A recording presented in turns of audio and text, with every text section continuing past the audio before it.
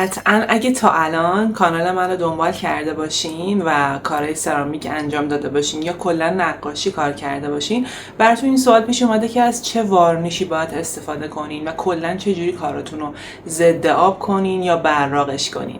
امروز توی این ویدیو قراره همشو بهتون معرفی کنم، خوب و بدش رو بهتون بگم و بهتون معرفی کنم چه برندی از همه بهتره. تا آخر همراه هم باشین.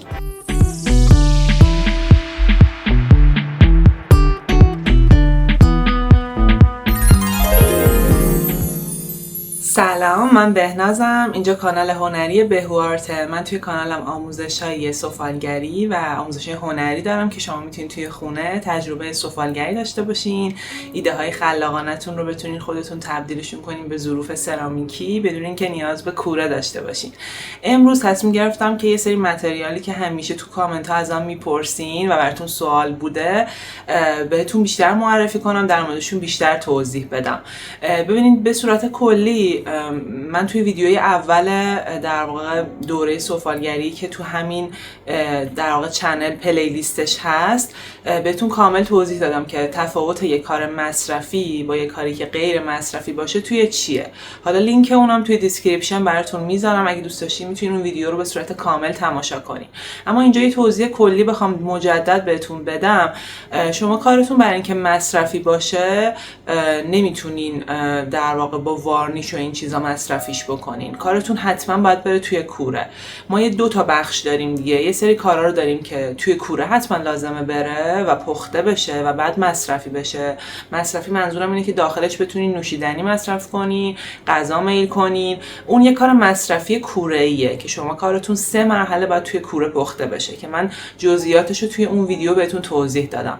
اما خب یه بخش دیگه که توی این چنل من بیشتر توی اون زمینه دارم مانور میدم و بهتون آموزش میدم، کارهایی که شما میتونید خودتون توی خونه بسازین. اکسسوری‌های تزئینی هستن یا یه سری ظروفی هستن که نیازی نیستش که شستشوی مداوم بشن یا داخلشون خوراکی مصرف کنین، مثل جاعودی، جا شمعی، جا جواهری، مثلا اینجور چیزا که میتونین با اینا تجربه سفالگری رو داشته باشین بدون اینکه دردسر کوره و این داستانا رو براتون داشته باشه. یعنی میتونین راحت تو خونه خودتون کار کنین. حالا چه کار کنین که بدنه کارتون در واقع ضد آب بشه؟ یعنی همون جا جواهری یا جاعودی هم که میسازین به مرور زمان مقاوم باشه، استحکام داشته باشه و اتفاقی براش نیفته. خب ببینیم، مرحله اول که شما کارتون رو میسازین، بدنه کار ساخته میشه.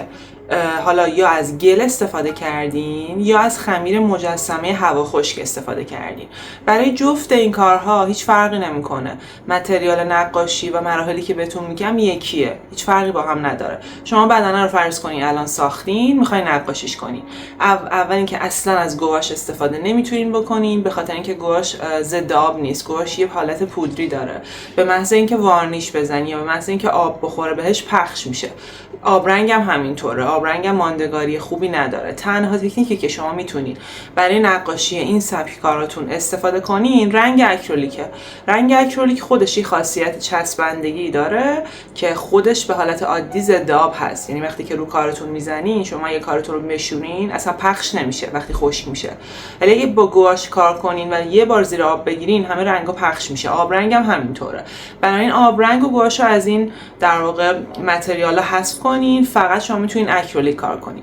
یه توضیح بدم برای اینکه اصلا چه رنگ اکریلیک استفاده بکنین. برندهای مختلفی الان تو بازار هست. اگر که میخواین کار در واقع تولید نمیخواین بکنین، یعنی میخواین برای دل خودتون صرفا این کار رو تجربه کنین، دلی دارین تجربه میکنین و کار میکنین، میتونین رنگای معمولی ایرانی رو بگیرین. یه نمونه خوبش وستاست. توی ایرانی‌ها چیز دیگه‌ای بهتون معرفی نمی‌کنم. رپین مثلا طبق تجربه من بعد از چند سال تغییر رنگ میده. من دیدم که رپین بعد از چند سال مثلا قهوه‌ای‌هاش به سمت قرمز رفتن یا نارنجی شدن. رپین رو حذف کنین از این گزینه‌ها. تنها برند مناسب ایرانی که قیمتش هم به نسبت مناسبه به نظر من وستا از همه باز بهتره. بعد از وستا یه سری برندایی هست مثل اسمش اپل هست یا رویال هست. این دوتا هم مناسبه. یعنی اول از همه وستا توی گزینه‌هاتون باشه. اگر وستا رو نتونستین تهیه کنین، رویال بد نیست، اپل هم بد نیست، ولی اینا یکم پوشانندگی خیلی کمی دارن. مثلا یه نمونهشو بخوام بهتون بگم، این پارس آرتیسته. احتمالاً دیدین و ایرانیه. من اینو وقتی گرفتم انقدر پوشانندگیش کمه که این زرد رو من باید 5 لایه بزنم و هنوزم اون پوشانندگی که باید رو نمیده. رنگ اکریلیک خوب رنگی که پوشانندگی خوبی داشته باشه. یعنی شما یعنی چی؟ یعنی وقتی که یه لایه میزنین روی کارتون سطح کارو کامل بپوشونه، سطح زیری کارتون پیدا نباشه. مثلا وقتی که دارین اینو کار میکنین اگه رنگ قهوه‌ای بدنه کارتون مثلا خاک رس استفاده کردین و قهوه‌ای هست، این زردو که روی این میزنین نهایتاً با 2 دست 2 لایه رنگ زدن باید بپوشونه اون قهوه‌ای و کامل. اما اگه برند اکریلیکتون خوب نباشه شاید باید مثلا 5 دور بزنین تا اینو بپوشونه. برای من این برند اکریلیک مناسبی نیست. پارس آتریس رو بهتون کلا پیشنهاد نمی‌کنم. پیشنهاد اولم همون وستا هست. حالا اگر پیدا نکردین رویال و اپل هم بد نیست، ولی رپینم جزو گزینه‌های آخرتون بذارین. بعد از وستا یه سری رنگای دیگه هم هست که خیلی خوبن ولی تو بازار خب پیدا نمیشن، تخصصی و حرفه‌ای‌تر هستن. اگر که می‌خواین وارد بازار کار بشین، کار تولیدی مصرف بکنین، یعنی کاری که می‌خواین بفروشین مصرف کنین، متریال براتون مهمه و می‌خواین یه رنگ خوب استفاده کنین، خب پیشنهاد من بیسیک و پبئو. این دوتا برند ایرانی نیستن و خیلی خوبن و خب یه مقدار قیمتشون طبیعتاً بالاتر از بقیه است ولی خیلی کیفیت خوبی دارن. پوشانندگیشون خوبه، غلظت رنگشون خوبه، تنوع رنگی بالایی دارن. حالا اسمشون رو براتون و عکسشون رو میذارم، بیسیک و پبئو. بعد یه برند دیگه هم هست که من خودم چند بار تا الان استفاده کردم و سوداکو اسمشه، به این صورت که میبینین برندش.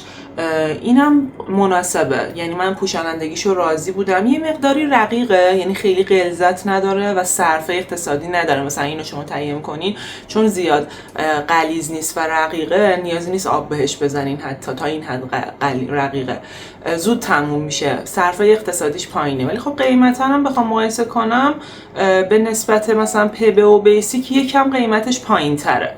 قطعاً برندهای دیگه اکریلیک هم توی بازار هست که شاید من ندیده باشم یا اصلا کار نکرده باشم. مثلا این یه برندیه که در واقع پرسیس آرت اسمشه، من اینو تازه خودم گرفتم، پرسیس آرت و ایرانیه.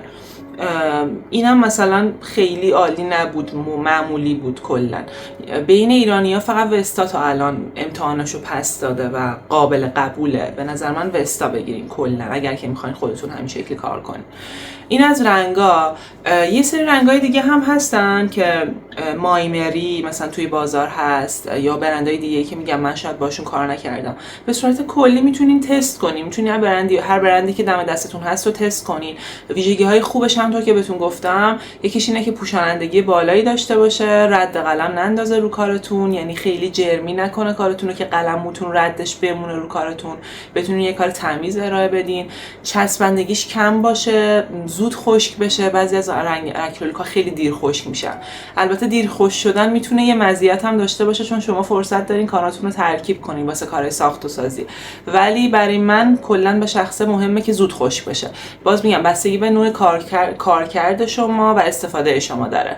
یه سری رنگایی هستن که توی اکریلیک بهشون میگن فلورسنت. فلورسنت رنگایی هستن که خیلی شارپنس بالایی دارن، یعنی خیلی کنتراست بالایی دارن، خیلی فسفوری، خیلی جیغن، رنگای جیغی هستن و معمولا برای کار پاستلی بهتر استفاده کنین چون پوشانندگی رنگای فلورسنت خودشون به تنهایی پایینه. باید ترکیبش کنین با یه رنگ دیگه. مثلا اگه رنگای پاستلی میخواین بسازین میتونین رنگای فلورسنت رو تهیه کنین، قاطیش سفید بزنین، پوشانندگیش بیاد بالا و پاستلی و خوشگل میشه. برای کار فانتزی میتونین فلورسنت تهیه بکنین، اما در حالت عادی بهتره که اکریلیک معمولی داشته باشین. رنگای اصلی هم کفایت میکنه. رنگای اصلی هم که میدونین چیا هستن: سفید، زرد کادمیوم، قرمز کادمیوم، آبی اولترامارین و مشکی لازم ندارین چون میتونین خودتون ترکیبش کنین و بسازین. رنگای اکریلیک سه رنگای دیگه هم هستن به اسم مولتی سورفیس. مولتی سورفیس شبیه اکریلیکه ولی خب میگن که مقاومتش در برابر آب بیشتر از اکریلیکه ولی کاربردش کاملا مثل اکریلیکه. میتونین از مولتی سورفیس هم برای نقاشی کاراتون استفاده کنین. حالا ما بدنه رو نقاشیش کردیم، خب یعنی با رنگایی که بهتون توضیح دادم اومدیم بدنه رو نقاشی کردیم. حالا چی کار کنیم که این کار ضد آب بشه و این حالت براق رو بگیره؟ چون تا قبل از اینکه شما وارنیش نزده باشین این براقیت رو نداره و این براقیت خود این باعث میشه که کارتون ضد آب هم بشه. یعنی اگه این کار رو الان شما بشورین اتفاقی براش نمیفته، رنگو پخش نمیشه، اصلا مشکلی هم براش پیش نمیاد. حالا از چی باید استفاده کنیم؟ ببینیم به صورت کلی شما یه سری وارنیش هایی هست تو بازار که میتونین استفاده کنین. کلا برای اینکه کارتون ضد آب و براق بشه باید از وارنیش استفاده کنین. وارنیش ها چی هستن؟ کلا یه لایه عایق برای کار شما ایجاد میکنن، شبیه به لعابایی که مثلا دیدین توی بازار هست یا برای کوره استفاده میشه. یه چیز شبیه به لعاب رو کارتون ایجاد میکنه، یه لایه محافظه که حالا چند نوع داره، 2 مدل داره. یه مدل روغنیه، یه مدل پایه آبه. مدل پایه آب همونطور که از اسمش مشخصه با آب باید ترکیب کنین و روی کارتون استفاده کنین. خب برای کاری که با اکریلیک کار شده طبیعتا پایه آب مناسب تره، ولی یه خوبی‌ها و یه بدیایی داره هر کدومشون. از نقاط مثبت و در واقع خوبی که پایه آب داره اینه که هم زود خشک میشه، همین که چسبندگی کمی داره، چون پایه روغن ها چسبندگیشون بیشتره. ولی نقاط منفیش میشه گفت اینه که یه مقداری براقیتش به نسبت اونایی که پای روغن هستن کمتره. برای اگر شما دوست دارین یه کار براقی کار کنین، یعنی براقیتش براتون مهمه، دوست دارین خیلی شاینی و براق و خوشگل باشه، باید همون روغنی رو استفاده بکنین به جای پای آب. ولی روغنی نقطه منفی که داره اینه که چسبندگی داره یه مقداری، طبیعتا دیرتر خشک میشه یه مقداری و به مرور زمان به خاطر اینکه روغن داره یه کوچولو کارتون رو زرد میکنه. یعنی همون موقع هم اگر کارتون سفید باشه بهش راینش روغن بزنین یه کوچولو زرد میشه کارتون، ولی چیز مهمی نیست. اگر دوست داشته باشین میتونین استفاده کنین، خیلی اهمیت خاص و آنچنانی نداره. جفتشون کارکردشون در مقابل آب یکیه، ضد آب هستن و مقاومت ایجاد میکنن در برابرش، ولی بستگی به استفادهتون داره. همونطور که گفتم پای آب براقیت کمتر داره اما زرد نمیشه و زود خشک میشه، اما پای روغن براقیتش بیشتره، دیرتر یه مقدار خشک میشه و ممکنه کم زرد بشه کارتون. از جفتش میتونین استفاده کنین. جدای از وارنیش ها، این وارنیش ها که بهتون گفتم به حالت قوطی هایی هستش که شما با قلمو بعد رو کارتون بزنین. یه سری وارنیش هایی هستن که به صورت اسپری وارنیش هستن، شما میتونین تهیه کنین. خب اسپری ها استفادهشون راحت تره، به خاطر اینکه شما از فاصله 30 سانتی رو کارتون اسپری میکنین، دردسر قلمو، شستشوی قلمو، رد قلمو، این چیزا رو نداره، کارتون تمیزتره. پیشنهاد من بهتون اینه که اسپری تهیه کنین. اسپری بهتر از وارنیش مایع هست که با قلمو باید بزنین. بعد حالا چه اسپری تهیه کنین و کلا چه برند وارنیشی تهیه کنین؟ خب ببینید همین وستا که بهتون معرفی کردم برند وارنیش مایع داره، اما پیشنهادش نمی‌کنم بهتون، چیز جالبی نیست، وارنیشش اصلا مناسب نیست. هم خیلی دیر خشک میشه، هم به شدت چسبندگی داره. مثلا بذارین توی محیطی برگردیم می‌بینید کلی پرز روی کارتون چسبیده و زود خشک نمیشه، چون دیر خشک میشه به مرور زمان گرد و غبارهای محیطو خیلی رو خودش میشینه و کثیف میشه کارتون. بعد پس بنابراین وارنیش وستا رو حذف کنین از گزینه هاتون. اگر میخواین وارنیش مایع تهیه کنین 2 تا برند هست که وارنیشش به نظر من قابل قبوله، یعنی این ایرادایی که بهتون گفتم و کمتر داره، زود خشک میشه، چسبندگی نداره، زردم کمتر میشه. یکیش برند ریچ هست و یکیش هم برند کادنس هست. جفتشو من عکسشو براتون میذارم و توی دیسکریپشن هم مجدد براتون مینویسم و تایپش میکنم.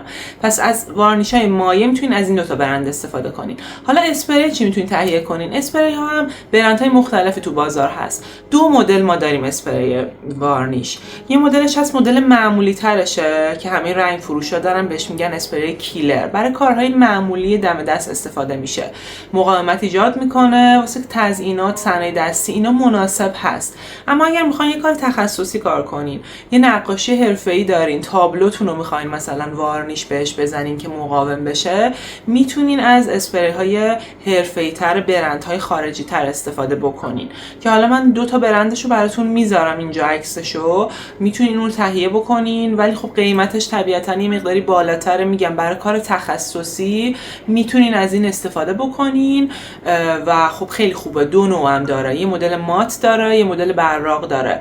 یعنی اگر نقاشیتون دوست ندارین براق بشه میتونین از ماتش استفاده کنین، مقاومت ایجاد میکنه براش، یعنی در مقابل رطوبت، گرد و غبار، آب، این چیزا همه اینا مقاومت ایجاد میکنه. اما مدل براقش هم که مثل همون اسپری های کیلر و وارنیش های دیگه هست که براقیت هم برای کارتون ایجاد میکنه. یه سری اسپری دیگه هم هست که اسپری های هنری هستن، یعنی تو لوازم هنری ها میتونید تهیه کنید. یکی از برنداش اسپری دورنا هست، قطعا دیدین. دورنا هم قابل قبوله، دورنا رو هم میتونید تهیه بکنین. پس از اسپری کیلرها میتونید دورنا رو تهیه کنین. یه دونه کیلر دیگه هم هست، کاسپیان اسمشه، اونم امتحاناشو پس داده، میتونید تهیه کنین. یه برند دیگه هست، واکو اسمشه. واکو یک مقداری زرد میکنه کارتون رو، ولی به شدت براق و جذابش میکنه، براقیت خوبی داره، من باش کار کردم. واکو هم میتونید تهیه کنین. برندهای مختلف اسپری کیلر الان تو بازار خیلی زیاده، گلریز، گل نقش، اسمی که من اصلا نشنیدم، شاید هر چیزی شاید پیدا بکنین.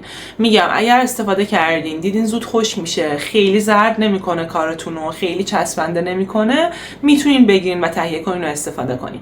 یه برند دیگه هم هست که الان کمتر پیدا میشه، ولی اگر پیدا کردین توی اسپری کیلرها، اون هم برند خوبیه، برند دوپلیکالرز براتون میذارم، میتونین اون رو تهیه کنین. اون برند کیلریه که واقعا خیلی خوبه، یعنی توی کیلرها اسپری خیلی خوبیه. هم مدل مات داره، هم مدل براق داره، زرد شده، زرد نمیکنه کارتون رو، چسبندگی نداره، کلا امتحانشو پس داده. از نظر قیمتی خب 2-3 برابر بیشتر از کیلرهای معمولی مثل واکو یا کاسپیان هست، قیمتش بیشتره. مثلا اگر الان کاسپیان 50,000 تومان هست، اون الان نزدیک 200 تومان هست هر یه دونه اسپریش. ولی خب اینو زیاد دارین، یعنی مثلا برای کارهای مختلف میتونین استفاده کنین. اگر قصد تولید دارین، اگر قصد فروش کار دارین، خب به نظر من دوپلیکالر رو تهیه کنین حرفه‌ای تره کارتون.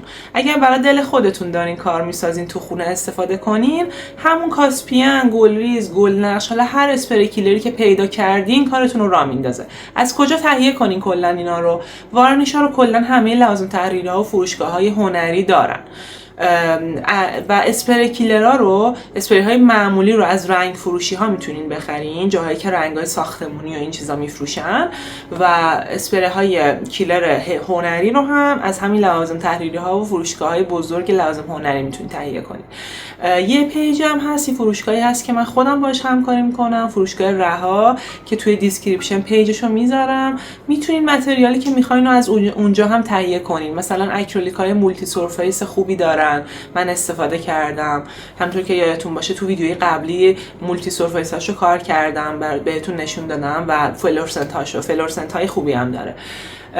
بعد میتونین از فروشگاه رها تهیه کنین. اگر که نه، دیجیکالا، خیلی از فروشگاه اینترنتی دیگه هم دارن. و غیر از اون میتونین لوازم تحریری ها و لوازم های فروشگاه هنری که توی شهر خودتون هست برین پرسجو کنین، قطعا نمونه ها و برندهای مختلفی از این ابزاری که بهتون معرفی کردم هم میتونین پیدا کنین. یه نکته دیگه این که اگه علاقه دارین کلا نقاشی رو به صورت حرفه‌ای تر و تخصصی تر خود اصولش رو یاد بگیرین که چجوری با اکریلیک نقاشی کنین، چجوری سایه روشن بزنین، حجم بدین به کارتون، و چجوری اصلا از این تکنیک استفاده کنین تا کارتون تمیز باشه، رد قلم نندازه، تخصصی تر نقاشی کنین روی کارتون برای فروش یا حتی برای خودتون، میتونین تو دوره آموزشی نقاشی مقدماتی من شرکت کنین.